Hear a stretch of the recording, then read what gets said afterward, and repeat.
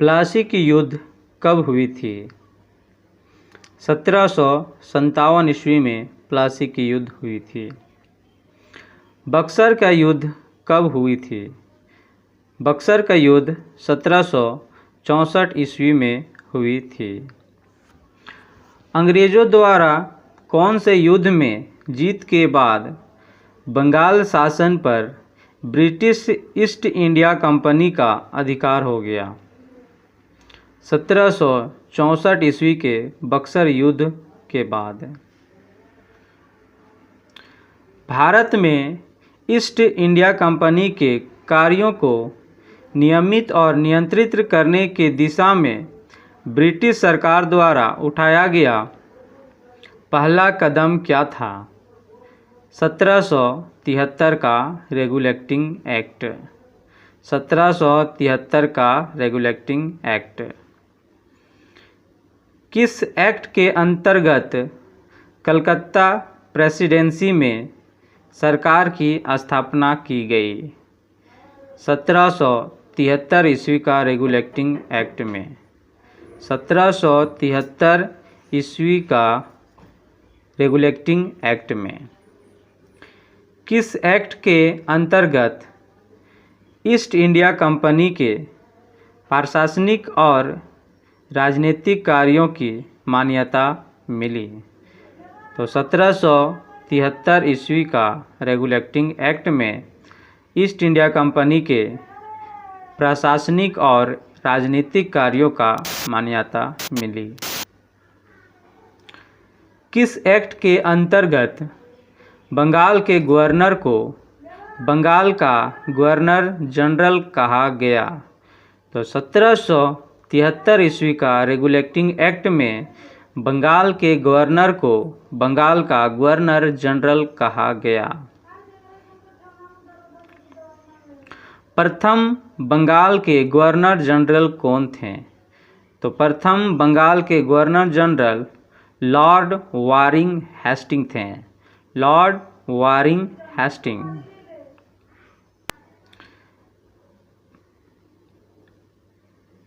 किस एक्ट के अंतर्गत एक 4 सदस्यीय कार्यकारी परिषद का गठन गवर्नर जनरल का सहायता के लिए किया गया? तो 1773 ईस्वी का रेगुलेटिंग एक्ट के तहत ही एक 4 सदस्यों का एक परिषद बनाया गया जो गवर्नर जनरल की सहायता के लिए।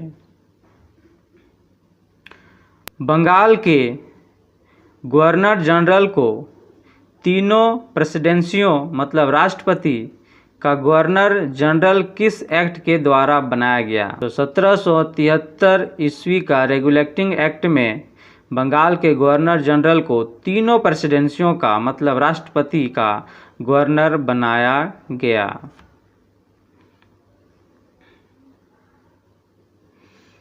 1774 ईस्वी में कोलकाता में स्थापित उच्च न्यायालय में कितने न्यायाधीश मतलब जज थे? तो 4 न्यायाधीश थे।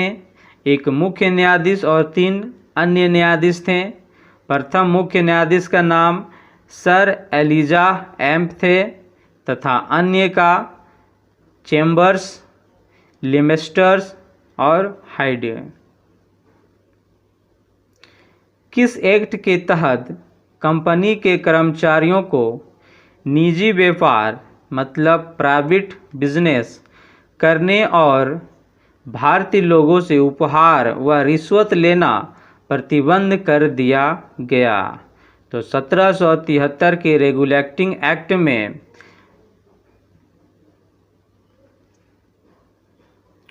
कोर्ट ऑफ डायरेक्टर्स किस एक्ट में बनाया गया? तो 1773 ईस्वी का रेगुलेटिंग एक्ट में कोर्ट ऑफ डायरेक्टर्स बनाए गए थे। पिट्स इंडिया एक्ट कब आया था? तो 1784 ईस्वी में पिट्स इंडिया एक्ट आया था। एक्ट ऑफ सेटलमेंट कब आया था? एक्ट ऑफ सेटलमेंट 1781 ईस्वी में आया था। किस एक्ट के अंतर्गत कंपनी के राजनीतिक और वाणिज्यिक मतलब व्यापार कार्यों को पृथक कर दिया, मतलब अलग अलग कर दिया? तो 1784 ईस्वी का ईस्ट इंडिया एक्ट के तहत कंपनी के राजनीतिक और व्यापारिक कार्यों को अलग कर दिया। कोर्ट ऑफ डायरेक्टर्स किसके लिए था? कोर्ट ऑफ डायरेक्टर्स व्यापारिक मामलों के लिए था। बोर्ड ऑफ कंट्रोल किसके लिए था? बोर्ड ऑफ कंट्रोल राजनीतिक मामलों के लिए था। किस एक्ट के अंतर्गत द्वैध शासन की व्यवस्था शुरू की गई? तो 1784 ईस्वी का ईस्ट इंडिया एक्ट के तहत द्वैध शासन का शुभारंभ हुआ, मतलब शुरुआत हुआ। पहली बार चार्टर अधिनियम कब आया था? तो पहली बार चार्टर अधिनियम 1793 ईस्वी में आया था। कौन से अधिनियम के अंतर्गत नियंत्रण बोर्ड मतलब बोर्ड ऑफ कंट्रोल के सदस्य तथा कर्मचारियों के वेतन को भारतीय राजस्व में से देने की व्यवस्था की गई? मतलब बोर्ड ऑफ कंट्रोल के जितने भी सदस्य हैं और कर्मचारियों का भी वेतन भारतीय राजस्व मतलब भारतीय के आय से देने की व्यवस्था की गई। तो 1793 ईस्वी के चार्टर अधिनियम के द्वारा यह व्यवस्था की गई थी। 1793 ईस्वी के चार्टर अधिनियम के द्वारा। किस चार्टर अधिनियम के अंतर्गत कंपनी के भारत के साथ व्यापार करने के एकाधिकार को छीन लिया गया? तो 1813 ईस्वी का चार्टर अधिनियम के अंतर्गत एकाधिकार को छीन लिया गया था। चार्टर अधिनियम के अंतर्गत कौन से अधिनियम के द्वारा कंपनी के अधिकार पत्र को 20 वर्षों के लिए बढ़ा दिया गया? तो 1813 ईस्वी के चार्टर अधिनियम द्वारा कंपनी के अधिकार पत्र 20 वर्ष के लिए बढ़ा दिया गया था। कौन से अधिनियम के द्वारा कुछ सीमाओं के अधीन सभी ब्रिटिश नागरिकों के लिए भारत के साथ व्यापार खोल दिया गया था? तो 1813 ईस्वी के चार्टर अधिनियम द्वारा जब ब्रिटिश ईस्ट इंडिया कंपनी का एकाधिकार को छीन लिया गया था, उसके बाद कुछ नियमों के आधार पर सभी ब्रिटिशों को भारत के साथ व्यापार करने का अधिकार दे दिया गया था 1813 ईस्वी में। किस अधिनियम के अंतर्गत ईसाई मिशनरियों को भारत में धर्म प्रचार की अनुमति दे दी गई? तो 1813 ईस्वी के चार्टर अधिनियम के द्वारा। किस अधिनियम के अंतर्गत भारतीयों की शिक्षा के लिए सरकार को प्रति वर्ष 1 लाख रुपया खर्च करने का निर्देश दिया गया? तो 1813 ईस्वी के चार्टर अधिनियम के अंतर्गत। किस अधिनियम के अंतर्गत बंगाल के गवर्नर जनरल को भारत का गवर्नर जनरल बना दिया गया? तो 1833 ईस्वी का चार्टर अधिनियम के तहत बंगाल के गवर्नर जनरल को अब भारत का गवर्नर जनरल बना दिया गया था। भारत का प्रथम गवर्नर जनरल कौन था? तो भारत का प्रथम governor general Lord William Bentinck था। किस अधिनियम के द्वारा कंपनी के व्यापारिक अधिकार पूर्ण समाप्त कर दिया गया, मतलब पूर्ण रूप से समाप्त कर दिया गया? तो 1833 ईस्वी का चार्टर अधिनियम द्वारा कंपनी के व्यापार के अधिकार को पूर्ण रूप से समाप्त कर दिया गया था। किस अधिनियम के तहत भारतीय कानून का वर्गीकरण किया गया तथा इस कार्य के लिए विधि आयोग की नियुक्ति की व्यवस्था की गई? तो 1833 ईस्वी का चार्टर अधिनियम द्वारा भारतीय के कानून को वर्गीकरण किया गया और इसकी सही रूप से संचालित करने के लिए एक विधि आयोग की नियुक्ति की गई थी। प्रथम विधि आयोग का गठन किसके अध्यक्षता में किया गया था? तो प्रथम विधि आयोग का गठन लॉर्ड मैकाले की अध्यक्षता में किया गया था। Lord Macaulay. किस अधिनियम के द्वारा सेवाओं में नामजदगी का सिद्धांत समाप्त कर कंपनी के महत्वपूर्ण पदों को प्रतियोगी परीक्षाओं के आधार पर भरने का व्यवस्था की गई?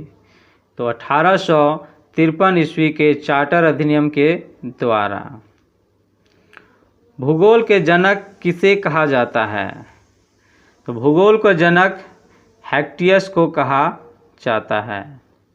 कि भूगोल के नामकरण एवं इसको प्राथमिक स्तर पर व्यवस्थित स्वरूप प्रदान करने का श्रेय किसको जाता है? यूनानी के निवासियों को। हेक्टियस ने कौन सी पुस्तक में सर्वप्रथम भौगोलिक तत्वों का क्रमबद्ध समावेश किया?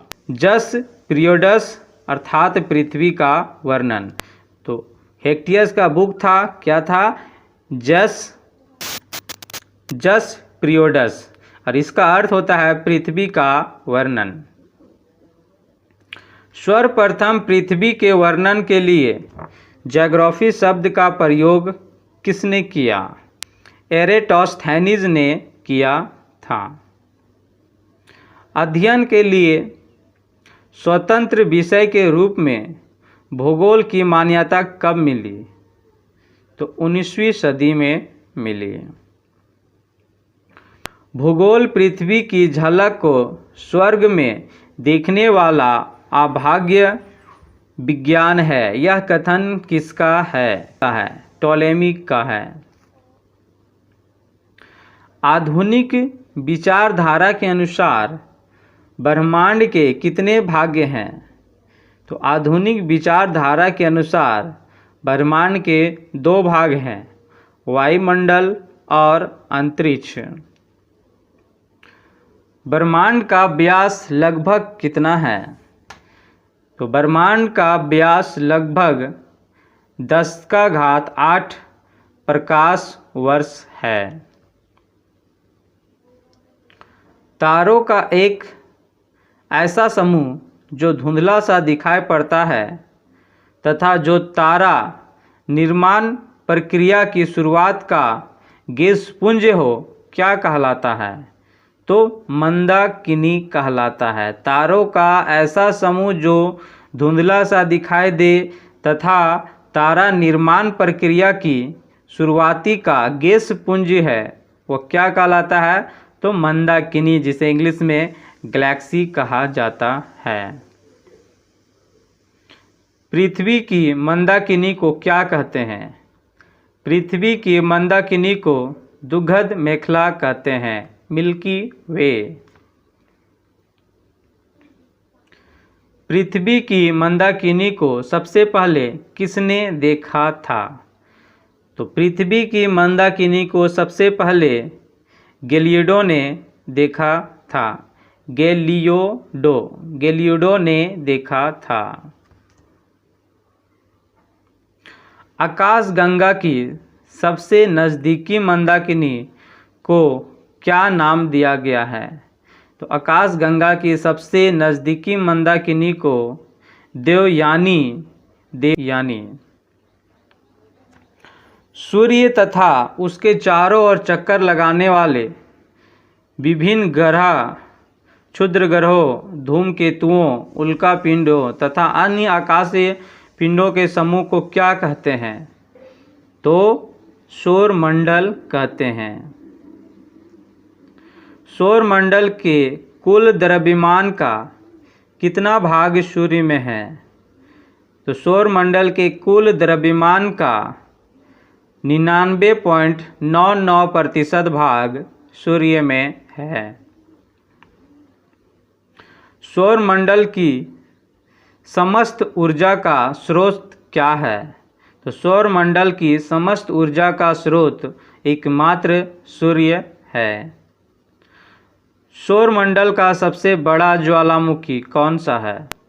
सौरमंडल का सबसे बड़ा ज्वालामुखी ओलंपस मॉन्स है। सौरमंडल का जन्मदाता किसे कहा जाता है? तो सौरमंडल का जन्मदाता सूर्य को कहा जाता है। सूर्य दुखद मेखला के केंद्र से कितनी दूरी पर है?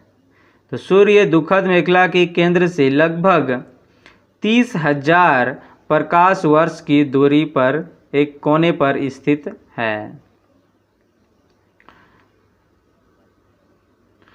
सूर्य दुखद मेखला मंदाकिनी के केंद्र के चारों ओर कितनी गति से परिक्रमा कर रहा है? तो सूर्य दुखद मेखला मंदाकिनी के केंद्र के चारों ओर 250 किलोमीटर प्रति सेकेंड की गति से परिक्रमा कर रहा है। 250 किलोमीटर पर सेकेंड। सूर्य अपने अक्ष पर किस तरह घूमता है? सूर्य अपने अक्ष पर पूरब से पश्चिम की ओर मतलब एंटी क्लॉकवाइज घूमता है। सूर्य का मध्य भाग कितने दिनों में घूर्णन करता है? तो सूर्य का मध्य भाग 25 दिनों में अपने आप का एक घूर्णन करता है। सूर्य के ध्रुवों भाग कितने दिनों में घूर्णन करता है? तो सूर्य के ध्रुवीय भाग 35 दिनों में एक चक्कर लगाता है। सूर्य क्या है? सूर्य एक गैसीय गोला है। सूर्य में कितने प्रकाश की गैसें हैं? सूर्य में हाइड्रोजन 71% है, हीलियम 26.5% है एवं अन्य तत्व 2.5% है। सूर्य का केंद्र भाग क्या कहलाता है? सूर्य का केंद्र भाग क्रोड, जिसे इंग्लिश में कोर कहते हैं। क्रोड का तापमान कितना होता है? क्रोड का तापमान 1.5 गुना 10⁻7 डिग्री सेल्सियस होता है। 1.5 गुना 10⁻7 डिग्री सेल्सियस। सूर्य की बाहरी सतह का तापमान कितना होता है? सूर्य की बाहरी सतह का तापमान 6000 डिग्री सेल्सियस होता है। सूर्य की ऊर्जा का स्रोत क्या है? सूर्य की ऊर्जा का स्रोत नाभिकीय संलयन की प्रक्रिया है। नाभिकीय संलयन की प्रक्रिया है। सूर्य की दीप्तिमान सतह को क्या कहते हैं? सूर्य की दीप्तिमान सतह को प्रकाश मंडल फोटोस्फीयर कहते हैं। प्रकाश मंडल जिसका इंग्लिश फोटोस्फीयर है। प्रकाश मंडल के किनारे प्रकाश का मान क्यों नहीं होता है? प्रकाश मंडल के किनारे प्रकाश मान इसलिए नहीं होता है क्योंकि सूर्य प्रकाश का अवशोषण कर लेता है। सूर्य ग्रहण के समय सूर्य के दिखाई देने वाले भाग को क्या कहते हैं? सूर्य ग्रहण के समय सूर्य के दिखाई देने वाले भाग को सूर्य किरीट, जिसे इंग्लिश में कोरोना कहते हैं। सूर्य किरीट। सूर्य किरीट क्या उत्सर्जित मतलब निकालता है? रे निकालता है, एक्स रे। सूर्य की उम्र कितनी है? सूर्य की उम्र लगभग 5 बिलियन वर्ष है, 5 बिलियन वर्ष है। भविष्य में सूर्य द्वारा ऊर्जा देते रहने का समय कितना है? तो भविष्य में सूर्य द्वारा ऊर्जा देते रहने का समय 10⁻11 वर्ष है। सूर्य के प्रकाश को पृथ्वी तक पहुंचने में कितना समय लगता है? तो सूर्य के प्रकाश को पृथ्वी तक पहुंचने में 8 मिनट 16.6 सेकेंड का समय लगता है। सौर ज्वाला को उत्तरी ध्रुव पर क्या कहते हैं? सौर ज्वाला को उत्तरी ध्रुव पर ऑरोरा बोरियालिस कहते हैं, बोरियालिस। ज्वाला को उत्तरी ध्रुव पर ऑरोरा बोरियालिस, ये क्वेश्चन पूछा है, इसको अच्छा से याद कर लेंगे, ऑरोरा बोरियालिस कहते हैं। सौर ज्वाला की दक्षिण ध्रुव पर क्या कहते हैं? सौर ज्वाला की दक्षिण ध्रुव पर ऑरोरा ऑस्ट्रेलियस कहते हैं, ऑरोरा ऑस्ट्रेलियस कहते हैं।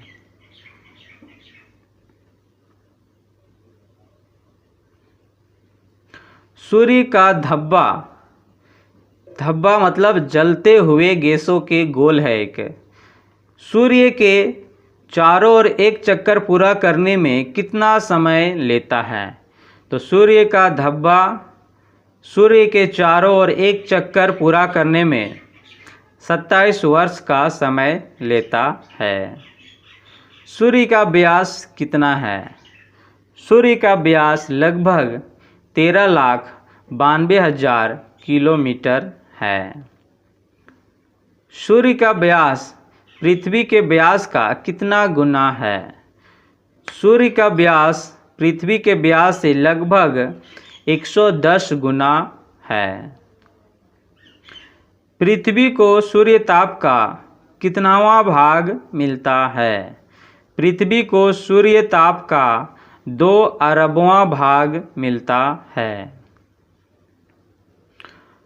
सूर्य सौर मंडल का केंद्र है और पृथ्वी सूर्य के चारों ओर घूमती है, यह पता सर्वप्रथम किसने लगाया था? तो सूर्य सौर मंडल का केंद्र में है और पृथ्वी सूर्य के चारों ओर घूमती है, यह पता सर्वप्रथम कॉपरनिकस ने लगाया था, कॉपरनिकस ने लगाया था। अंतर्राष्ट्रीय खगोलीय शास्त्रीय संघ के प्रांग सम्मेलन 2006 के अनुसार सौर मंडल में मौजूद पिंडों को कितने श्रेणियों में बांटा गया? तो अंतर्राष्ट्रीय खगोलीय शास्त्रीय संघ के सम्मेलन 2006 के अनुसार सौर मंडल में मौजूद पिंडों को 3 भागों में बांट दिया गया। पहला परंपरागत ग्रह, दूसरा बौने ग्रह, तीसरा लघु सौरमंडलीय पिंड। सूर्य के चारों ओर घूमने वाले पिंडों को क्या कहते हैं? सूर्य के चारों ओर घूमने वाले पिंडों को ग्रह कहते हैं। किसी ग्रह के चारों ओर घूमने वाले पिंडों को क्या कहते हैं? किन्हीं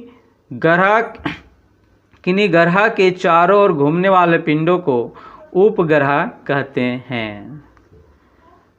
प्राचीन भारतीय सूर्य को क्या मानते थे? तो प्राचीन भारतीय सूर्य को एक ग्रह मानते थे। प्लूटो ग्रह की मान्यता कब समाप्त की गई? तो प्लूटो ग्रह की मान्यता 24 अगस्त 2006 की बैठक में समाप्त की गई। आकार के अनुसार ग्रहों का घटता क्रम क्या है? तो ग्रह जो सबसे बड़ा बृहस्पति, उससे छोटा शनि, उससे छोटा अरुण, उससे छोटा वरुण, उसके बाद पृथ्वी, शुक्र, मंगल एवं बुध। तो सबसे बड़ा उपग्रह, सबसे बड़ा ग्रह बृहस्पति, सबसे छोटा ग्रह बुध, आकार के अकॉर्डिंग। सूर्य से दूरी के अनुसार बढ़ते क्रम में ग्रहों का क्रमांक क्या है? तो सबसे पहले सबसे नज़दीक बुध ग्रह, जिसे हम लोग इंग्लिश में मरकरी, शुक्र, पृथ्वी, मंगल, बृहस्पति एवं शनि। बुध ग्रह, शुक्र ग्रह, पृथ्वी, मंगल, बृहस्पति, शनि, अरुण एवं वरुण हैं। पार्थिक या आंतरिक ग्रह किन ग्रहों को कहा जाता है? तो पार्थिक या आंतरिक ग्रह बुध, शुक्र, पृथ्वी एवं मंगल को कहा जाता है। बृहस्पति या बाह्य ग्रह किन ग्रहों को कहा जाता है? बृहस्पति या बाह्य ग्रह बृहस्पति, शनि, अरुण और वरुण को कहा जाता है। कुल 8 ग्रहों में से कितने ग्रहों को नंगी आंखों से देखा जा सकता है? तो कुल 8 ग्रहों में से 5 ग्रहों को नंगी देखा जा सकता है। बुध ग्रह, शुक्र, शनि, बृहस्पति एवं मंगल। सबसे बड़ा ग्रह कौन है? सबसे बड़ा ग्रह बृहस्पति है। सबसे छोटा ग्रह कौन है? सबसे छोटा ग्रह बुध है। प्लूटो को ग्रह होने का दर्जा क्यों खत्म कर दिया गया? प्लूटो को ग्रह होने का दर्जा इसलिए खत्म कर दिया गया क्योंकि इसकी कक्षा वृत्ताकार ना थी, मतलब नहीं थी, और यह वरुण ग्रह की कक्षा से होकर गुजरता था। वरुण, नेपच्यून। नई खगोलीय शास्त्र में प्लूटो को किस श्रेणियों में रखा गया है? नई खगोलीय व्यवस्था में प्लूटो को बौने ग्रहों में रखा गया